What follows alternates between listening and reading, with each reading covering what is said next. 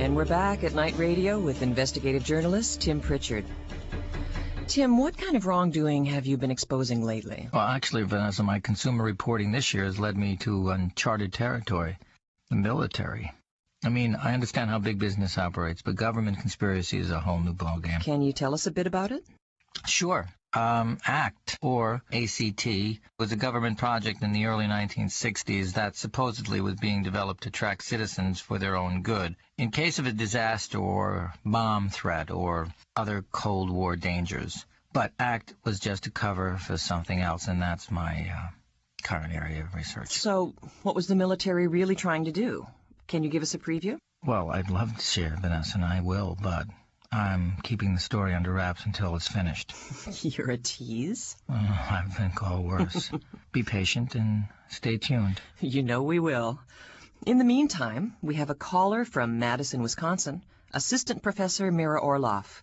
Welcome, Mira. Thank you. And what's on your mind? Well, first of all, I'd like to commend your guest on his informative website. I've actually referenced it several times in my lecture series on the McCarthy era. Oh, yeah, McCarthy. The poster boy for blacklisters. It's disgusting how Jack Potter's life was ruined.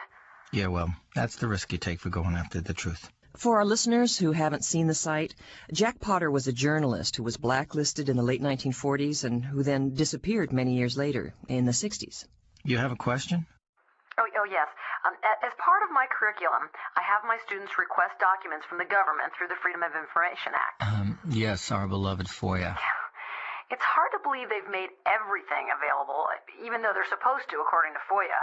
But are there other things the government does to keep its secrets intact? Oh, absolutely. The most common practice is giving files the wrong name. You see, documents are mysteriously distorted or misfiled. They are often given strange aliases or even moved from one government agency or department to another to keep them hidden. Unbelievable. So how can anyone really find the truth? A touch of fanaticism wouldn't hurt. And also a sense of humor, I see. Well, tell your class to tune into Night Radio, Mira. I will, thank you. Okay. We have many calls for Tim that we'll get to right after the break.